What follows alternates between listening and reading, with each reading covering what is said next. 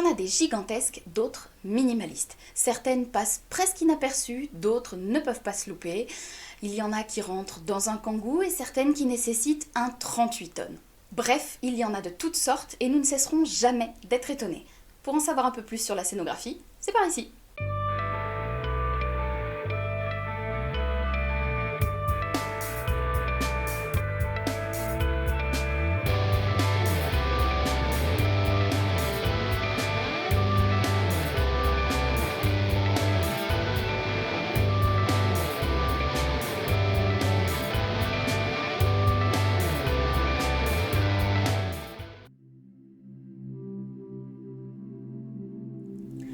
On parle de scénographie dès l'Antiquité.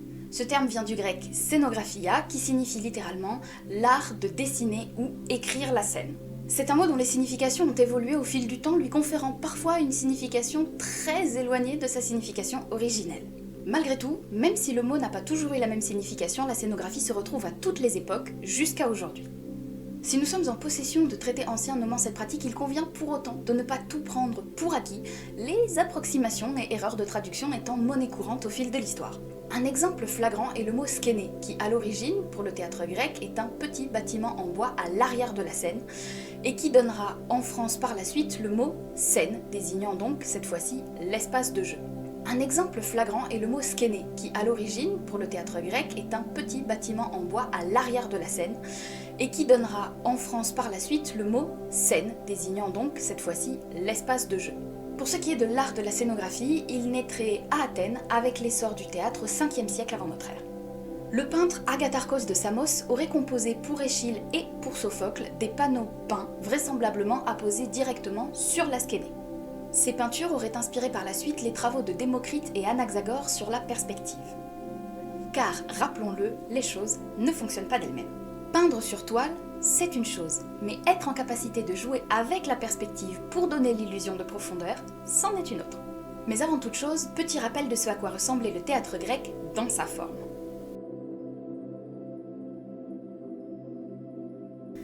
Dans un théâtre antique, on va trouver de très nombreux espaces qui ne sont pas pour nous aujourd'hui aisés à imaginer. Il faut d'abord et avant tout se souvenir que pour les Grecs, le théâtre est un moyen de parler aux dieux. Ce n'est pas seulement un espace de représentation. On trouve donc aussi des temples qui faisaient partie intégrante de cet espace. Donc, pour résumer, les théâtres sont construits directement à flanc de colline, ce qui permet d'avoir une pente naturelle pour la visibilité du spectateur. Les gradins, eux, entourent sur plus de 180 degrés l'espace de la représentation. Au centre, on trouve l'orchestra, espace circulaire au milieu duquel prend place le timélé, l'autel des sacrifices. En contrebas, sur la partie non occupée par les gradins, on trouve le proskenion, l'espace de jeu, et à l'arrière de celui-ci, la fameuse skene. Ce serait donc sur cette skene qu'aurait été apposée l'étoile peinte d'Agatharchos.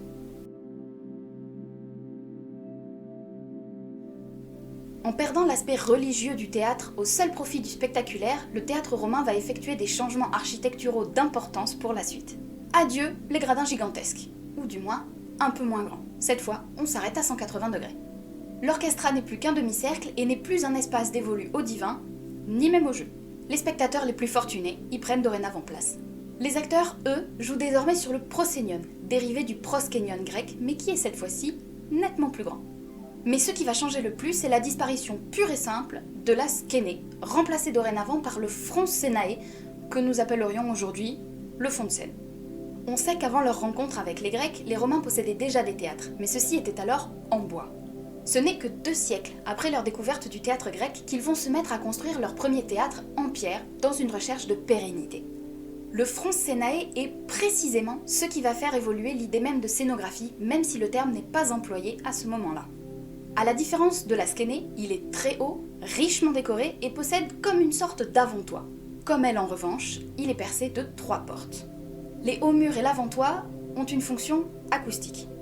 Ils permettent aussi la mise en place d'une machinerie destinée au décor, toujours fait à ce moment-là de toiles peintes qu'un système ingénieux de poulies permettait de pivoter pour changer les décors.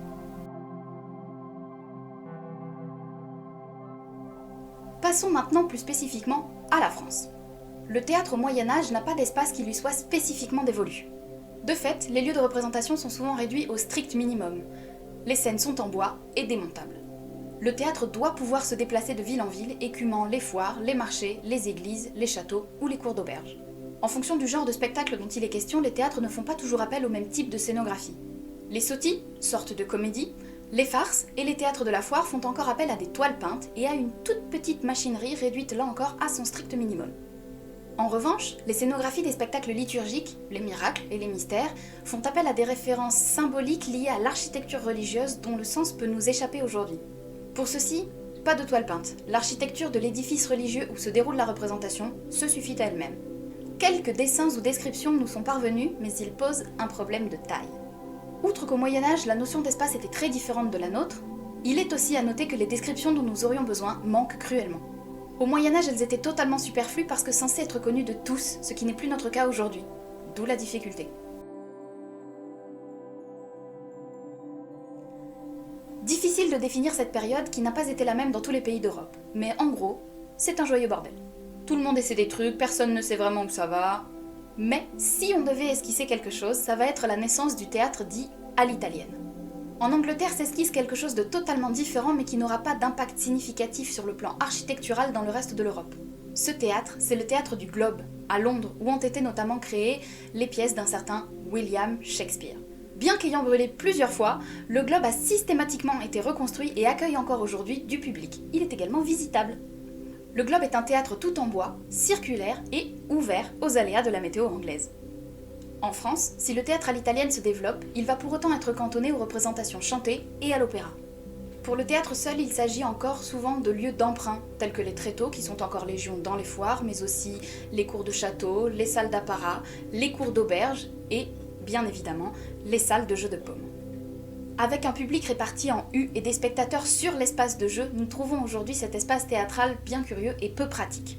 Ils sont malgré tout les prémices de notre manière de penser l'espace théâtral aujourd'hui.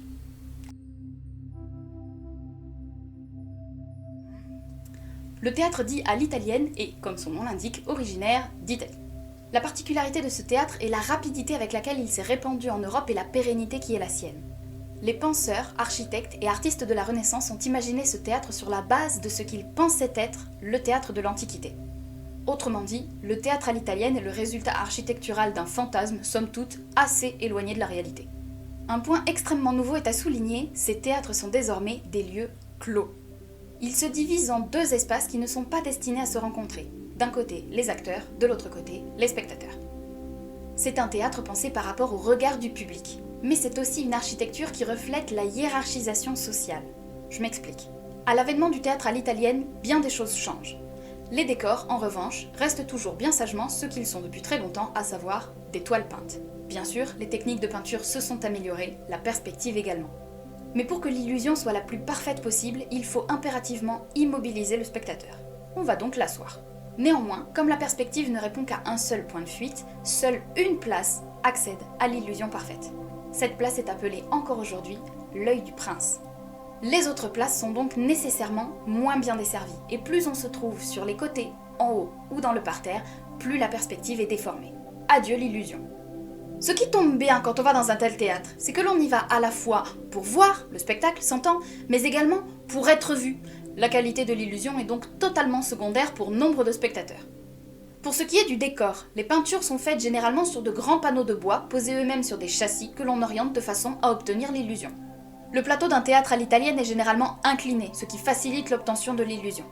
Les châssis sont eux-mêmes fixés sur des rails, permettant, grâce à un ingénieux système de poulies, de changer le décor rapidement en le coulissant. Plus globalement, un théâtre à l'italienne est souvent une merveille de machinerie. Ce sont des théâtres dont on ne peut pas percevoir le gigantisme quand on reste seulement du côté des spectateurs. Prenons par exemple cette coupe très connue de l'Opéra Bastille à Paris. On voit bien ici qu'il y a énormément de place dans les cintres, c'est-à-dire l'espace au-dessus de la scène, mais également dans les dessous. En vérité, il y a également beaucoup de place aussi dans les coulisses. Le Metropolitan Opera de New York est connu pour être le plus grand opéra du monde, pas seulement par la taille de sa salle, mais également parce qu'il est la seule salle de spectacle qui puisse accueillir 3 décors les uns à côté des autres, c'est-à-dire un décor sur scène, un décor dans la coulisse côté jardin et en même temps un décor dans la coulisse côté cour. Le système de rails y a été conservé et sert encore pour des changements incroyablement rapides de décors pourtant colossaux.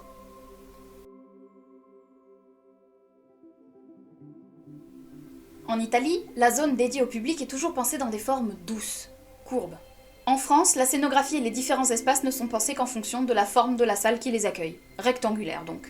Si en Italie, spectateurs et acteurs sont déjà clairement séparés, ce n'est pas le cas en France, où l'on trouve encore, et où l'on trouvera encore longtemps, des spectateurs encore assis sur l'espace de jeu.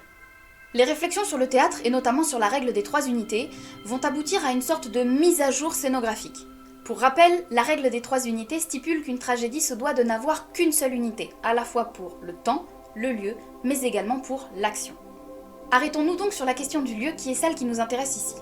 Les changements de décor sont donc impossibles et impliquent dorénavant un décor unique. Cette réflexion va aboutir à l'abandon progressif d'une partie de la machinerie et à la notion nouvelle de palais à volonté. Cette idée est celle d'un lieu fictif censé représenter symboliquement tous les lieux à la fois dans lesquels se déroule la tragédie. Le palais à volonté est donc censé donner à voir une image du lieu, de ce qu'il pourrait être, comme une représentation réduite à son strict minimum et surtout aussi peu descriptive que possible.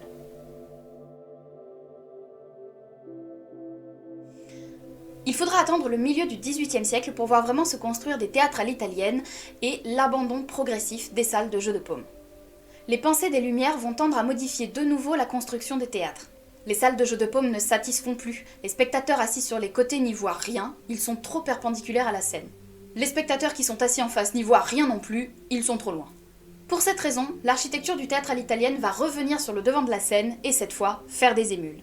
Des théâtres vont être construits avec l'idée d'essayer d'offrir un point de vue acceptable au maximum de personnes, comme par exemple le Grand Théâtre de Bordeaux par l'architecte Victor Louis, ou encore le Théâtre de Soufflot à Lyon. Au cours du XVIIIe siècle, on se pose beaucoup de questions pour essayer de résoudre les difficultés posées notamment par les architectures théâtrales. La règle des 3 unités est problématique à bien des égards, pourtant la conception que l'on a du théâtre à ce moment-là ne permet pas encore de la remettre en cause. En 1782, un certain Pierre Pat, architecte, va, dans son essai de l'architecture théâtrale, poser les jalons d'un nouveau questionnement autour de la représentation. Il posera comme postulat que le but ultime de la représentation est de ressembler autant qu'il est possible au réel. Sans jamais le formuler de cette manière, il tend vers l'idée d'un décor en volume, ce qui est alors très nouveau. Peu à peu, la notion d'illusion va trouver du sens auprès des penseurs et prendre une nouvelle place dans la réflexion. Doucement, on va se rendre compte que ce qu'on avait jusqu'alors et qu'on appelait les décors à compartiments ne permettent pas de réaliser l'illusion tant désirée. Avec le drame romantique et le drame bourgeois, c'est une forte fracture qui se dessine entre le théâtre classique et cette nouvelle façon de réfléchir la représentation. En effet, au XIXe siècle, les personnages s'ancrent dans un décor et préexistent à leur entrée sur scène. Je m'explique. Avant cette période, un personnage n'a d'existence que sur scène. Une fois sorti, c'est comme s'il n'avait jamais existé. Le décor représente un lieu global dans l'imaginaire collectif, une sorte de représentation de l'idée. On préférera par exemple un palais plutôt qu'une antichambre, c'eût été trop précis. Avec ce nouveau théâtre, le personnage s'inscrit réellement dans le décor qui l'entoure. Il n'aura pas les mêmes réflexions selon qu'il se trouve dans un palais ou dans une forêt. Cela induit la multiplication des lieux. Auparavant, un personnage se définit par ses actions.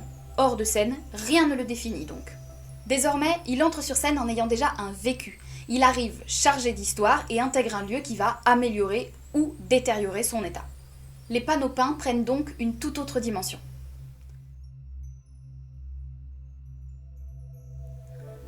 À la fin du XIXe siècle, l'évolution de l'art pictural va tout changer. S'éloignant du réalisme, la peinture voit arriver le cubisme, qui représente sur un même plan différents points de vue. Le théâtre va chercher à se débarrasser de la peinture en trompe-l'œil pour réintroduire du volume dans l'espace. Il s'agit par là de faire exister le corps de l'acteur en volume. Jusque-là, en effet, l'acteur n'existe que de face, pas ou peu de profil et absolument jamais de dos. Adolphe Appia et Edward Gordon Craig vont radicalement changer la donne. Adolphe Appia, décorateur suisse, va imaginer le théâtre comme un ensemble de volumes qui comprend à la fois le corps de l'acteur, le décor et plus généralement tout ce que contient le cadre de scène. Edward Gordon Craig est acteur, metteur en scène, décorateur et théoricien britannique. Dans la lignée d'Appia, il réfléchira aux différentes composantes du théâtre et intégrera la scénographie comme l'une de ses composantes essentielles. Au fil du XXe siècle, la notion de scénographie va émerger et évoluer à une vitesse stupéfiante.